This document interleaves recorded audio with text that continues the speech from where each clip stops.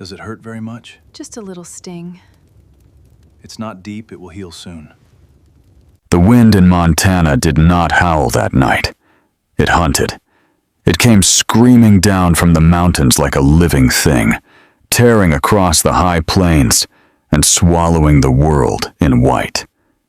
The year was 1882, and winter had already been cruel. But this storm was something else. This was the kind of blizzard that erased roads, swallowed cattle, and left men frozen where they stood. Luke Callahan rode straight into it. Snow lashed his face like shards of glass. Ice crusted in his beard. His heavy wool coat and canvas jacket did little against the bitter cold that cut through bone and memory alike. He was a man in his early 30s, broad-shouldered and hard-built from years of ranch work, but even he felt small under that white sky. He had spent hours searching for his herd near a narrow creek bend where they should have been sheltering. Yet what he found were huddled shapes coated in ice. 3 calves stood frozen solid, as if they were still waiting for help. A yearling lay buried beneath a drift. The rest of the herd trembled, backs to the wind, fighting to live. There was nothing he could do but throw down the last of his feed and turn for home. Luke trusted his horse more than his own eyes. Bess pushed forward through the blinding snow, following the faint memory of the creek that would lead back to his cabin, tucked deep in the foothills north of Bozeman. He was thinking of fire, of thick black coffee, of walls that kept the storm out. Then Bess stopped. She snorted hard, ears pinned back, refusing to move. Luke squinted through the white fury. At first, he saw nothing. Then he saw it. A dark shape that did not belong. He slid from the saddle, the snow swallowing his legs to the knee. His hand rested on the revolver at his hip as he stepped closer. It was a carriage, a fine dark blue one, the kind that belonged in town, not on a ranch trail. It lay splintered and overturned like a crushed insect. One wheel shattered. A trunk had burst open, spilling frozen silks that whipped helplessly in the wind. A horse lay dead nearby, legs stiff toward the sky. Then Luke saw something else. Drag marks. Faint. Almost gone. Someone had crawled away from the wreck. His heart began to pound in his chest as he followed the marks 20 yards into the drifting snow. The wind tried to erase them even as he walked. He found her half buried in a snowbank. She was face down, her dark hair frozen stiff against her cheek. Luke rolled her over, and his breath caught in his throat. She was young, no more than 25. Her skin was pale blue, her lips cracked from cold.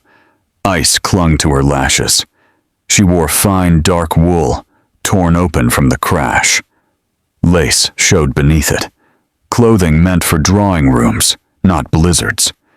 He ripped off his mitten and pressed his rough fingers to her neck. At first, he felt nothing. Then, a faint flutter, a heartbeat. Luke did not think. He acted. He tore off his own heavy coat and wrapped it around her frozen body. Lifting her was like lifting a doll made of ice.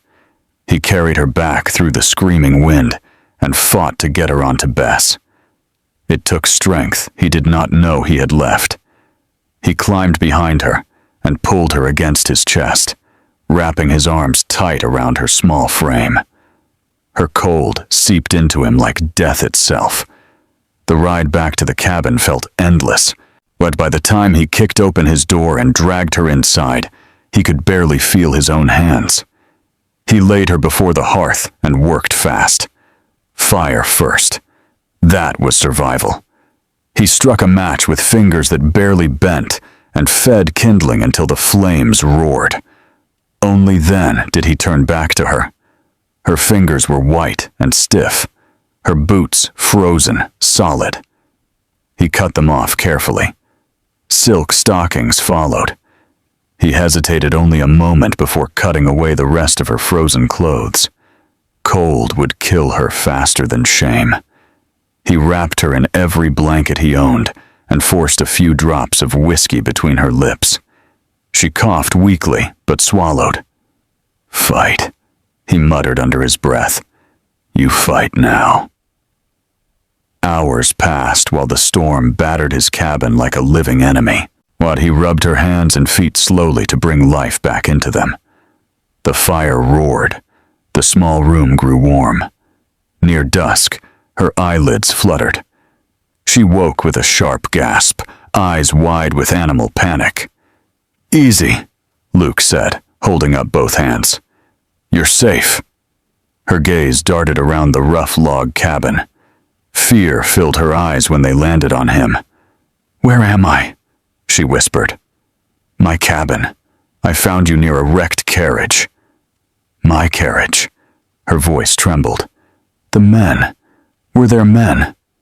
"Just you and a dead horse," he answered. She shrank back under the blankets. "I cannot pay you." Luke frowned. "Ain't asking for pay. Drink this." He handed her a tin cup of hot broth. She hesitated before taking it. "What's your name?" he asked quietly. There was a long pause. "Anna," she said. Luke knew a lie when he heard one, but he did not press. Outside, the storm raged for 3 more days. Inside, something else began to build. The blizzard did not ease. It trapped them. For 3 long days, the world outside Luke Callahan's cabin vanished under white fury. Snow buried the door nearly to the roof. The wind screamed down the valley like something alive and angry. No one could come in. No one could leave. They were alone. On the first morning after she woke, Luke found her sitting upright on his bunk, wrapped in his wool blankets, watching him with sharp, careful eyes. The fear was still there, but it was quieter now. Calculating. "Morning," he muttered, moving straight to the hearth. Routine kept a man steady. "Good morning," she replied. Her voice had changed. It was clear now. Refined. The voice of someone raised far from rough cabins and cattle trails. He poured the last of the coffee and handed her a cup. She took it carefully. Even in frostbitten fingers, she held it like fine porcelain. "I told you my name is Anna," she said slowly, "but that is not the truth." Luke did not turn around. Didn't figure it was. "My name is Victoria." It suited her. Strong. Clean. He nodded once. "Victoria, you're safe here." She watched him closely. "For how long?" "As long as this storm keeps the world buried." Silence stretched between them. It was not comfortable, but it was honest. On the second day, the wind died down enough for Luke to check the animals. He returned covered in ice and frost. She had added wood to the fire. She moved stiffly, but she moved. "You're a long way from town," he said that evening. "And I was on my way to Bozeman," she answered. "Alone?" She hesitated. "I had a driver and a guard." "What happened?" Her hands tightened around her tin cup. "We were ambushed." Luke's jaw hardened. 3 men, she continued quietly. "They shot the driver first, then my guard. The carriage went off the road. I ran into the storm." He said nothing. He understood running. "They wanted something from you," he said finally. "Yes." "What?" She looked at him, and in that moment he saw not a frightened woman, but someone cornered. "My father's ranch." The fire cracked loudly between them. "My father died 2 months ago. He left everything to me." Luke glanced up. A woman inheriting land in Montana was rare, dangerous. "There was a foreman," she continued. "A man named Silas Morgan. He believes the ranch belongs to him, and he claims my father promised it to him. When I refused to sign it over, things changed. Luke felt something cold settle in his gut. I was going to the territorial marshal in Bozeman to file the will properly. Morgan knew. He sent men to stop me. The ranch got a name? Luke asked. She hesitated. Langley. The word hung heavy in the cabin. Everyone in Montana knew the Langley Ranch. It was the largest spread in the territory. Thousands of cattle. Water rights that controlled whole valleys. Power. Luke stared at the fire. So the woman he had dragged from a snowbank was not just any stranger.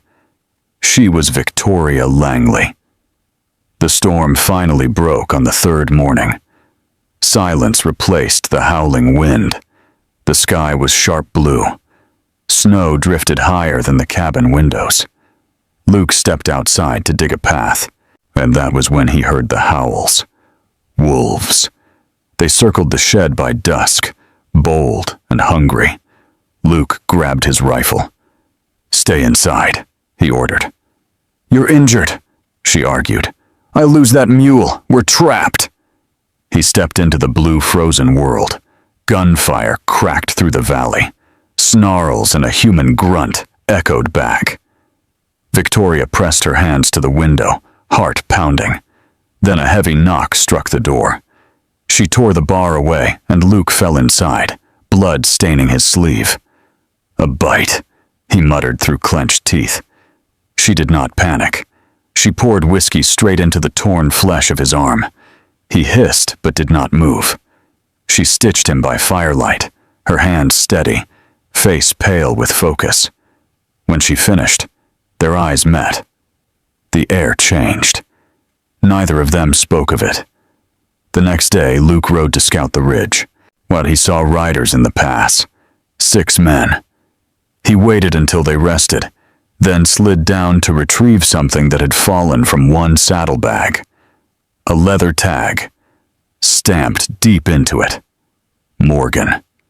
Luke raced back to the cabin. "They're coming," he said, slamming the door shut. Victoria's face went white. "How many?" 6. Her breathing quickened. He threw the leather tag on the table. "I need the truth. Who are you really?" She swallowed hard. "My name is Victoria Elizabeth Langley." Silence filled the room. "They killed my driver. They will kill you. They will kill anyone who stands with me." Luke moved to the window and began barricading it with planks. "We're not running," he said. Her eyes widened. "There are 6 of them." "So are their walls." He handed her his second rifle. "You know how to shoot?" "My father taught me." "Good. Load." They waited as the sun sank. Hoofbeats crunched in the snow. A voice called out, "Miss Langley, we know you're in there." Luke did not answer. "Send the girl out, Callahan," Morgan shouted. "This ain't your fight." "She's not coming out," Luke replied calmly. Gunfire exploded. Luke dropped one man before he reached the shed. Another fell at the door. Bullets hammered the logs. Victoria pressed low to the floor, loading as he fired. Smoke filled the cabin. Morgan's voice roared in anger. "This ain't over." The riders finally retreated into the deep snow, dragging their wounded. Silence returned. Victoria stared at Luke. "You killed them," she whispered. "They came to kill you," he answered. He slumped suddenly. His arm was bleeding again. But she rushed to him, fury and fear mixing in her chest. "You do not get to die," she said through clenched teeth. She stitched him again. When she finished, their faces were inches apart. He brushed soot from her cheek. She closed her eyes. The kiss that followed was not gentle. It was desperate. Raw. Born from gunfire and blood, and the knowledge that tomorrow might never come. They broke apart, breathless. And outside, the snow glowed under the cold moonlight. Morgan would be back, and next time, he would not retreat. Wait, before we move on, what do you think about the story so far? Drop your thoughts in the comments. I'm really curious to know. Dawn came like judgment. The snow outside the cabin glowed pale blue under a cold sky, and the silence felt heavier than the storm ever had. Two dark shapes lay frozen in the drifts where Morgan's men had fallen. The valley looked peaceful. It was not. Luke had not slept. His wolf-bitten arm burned with fever. His shoulder throbbed from the fight, but he stood at the window, watching the pass. "They'll be back," he said quietly. Victoria stood behind him, wrapped in wool, her face pale but steady. "Then we don't wait for them." He turned slowly. "What are you thinking? My ranch is stronger than this cabin. Thicker walls, more supplies. If we stay here, we starve." Luke studied her. "You understand what that means?" he asked.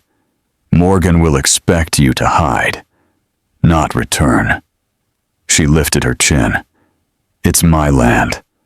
They moved fast. Luke packed ammunition and what little food remained. Victoria salvaged her trunk from the wrecked carriage. While together, they buried the dead in snow and stone. Then they rode. The journey to the Langley Ranch was brutal. Snow came to the horse's chest. Wind sliced through every layer of clothing. Luke's fever worsened, but he stayed upright. Victoria rode pressed against his back, arms wrapped around his waist. She could feel the heat of sickness in him. She did not let go. When they reached the rise overlooking the ranch, the sun was bleeding red into the horizon. The Langley house stood tall, 2 stories of log and stone. Smoke rose from its chimney. "They're inside," Luke said. He hid the horses in the aspens and led her to a small hunter's shed near the property. "Stay here," he ordered. "I'll scout." He disappeared into the dusk like a ghost. Victoria waited in the dark, heart pounding. Minutes felt like hours. And then she heard something. Her name. Not softly, not kindly. "Miss Langley!" Morgan's voice boomed across the yard. "Come home." She froze. He knew. Luke burst back into the shed, face pale with fury. "They forged a new will," he said. "They're claiming you died in the storm."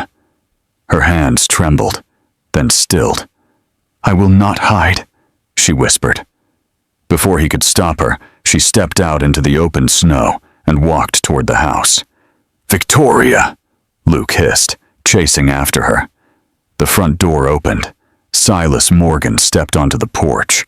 He was broad and thick-bearded, with cold eyes and a smile that held no warmth. "Well," he called mockingly, "the dead girl walks." Victoria stopped at the bottom of the steps. "I am Victoria Elizabeth Langley," she said clearly. "This is my land. You will leave." Morgan laughed.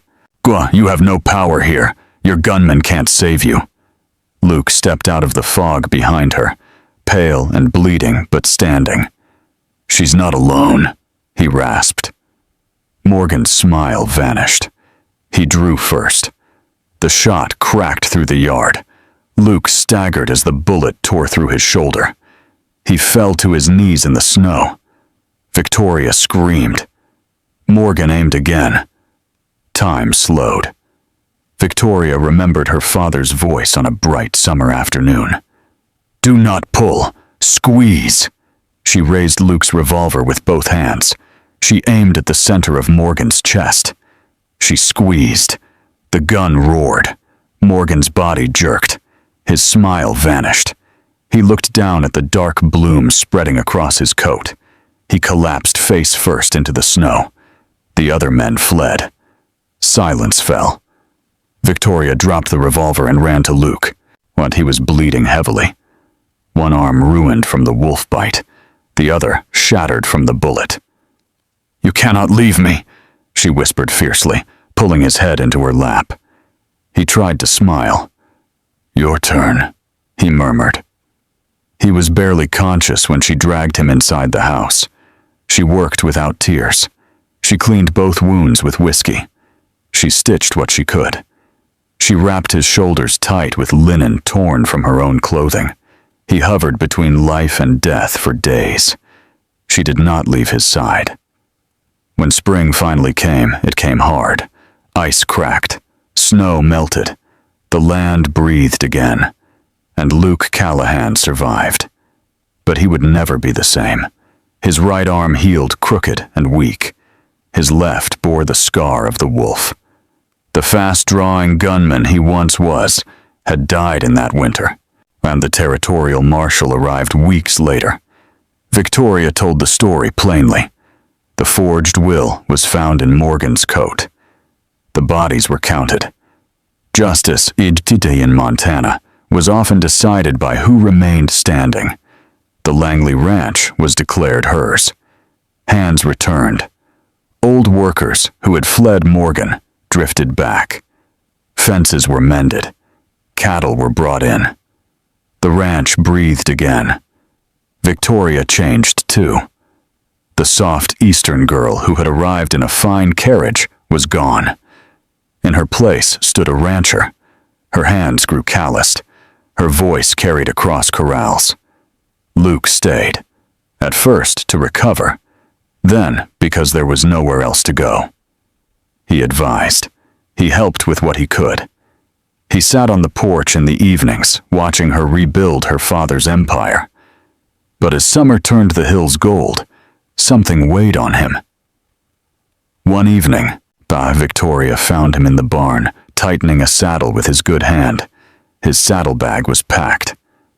"You're leaving," she said quietly. He did not look at her.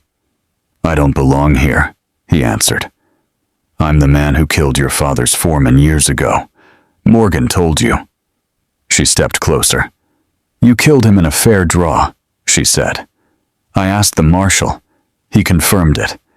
Abe Selby drew first." Luke froze. "You brought me blood," he continued. "Trouble. Violence." She reached for his damaged right hand. He tried to pull away. She held firm and pressed his hand against her chest, over her heart. He felt it. Strong. Steady. "You saved me in the snow," she whispered. "You fought wolves for me. You stood in front of bullets for me. You are not a ghost. You are my home." His breath broke. For 10 years he had been running, and for the first time he stopped. Months later, under a wide golden sky, they rode side by side through the high pasture. The ranch thrived below them. Luke's right arm hung stiff, but he sat tall in the saddle. Victoria rode close enough that their knees touched. He glanced at her and gave a small smile.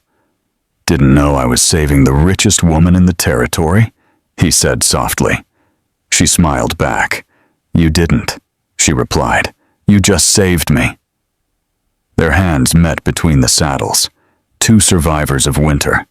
Two souls bound not by wealth or land, but by fire, blood, and the simple choice to stay. And for the first time in his life, Luke Callahan was no longer running.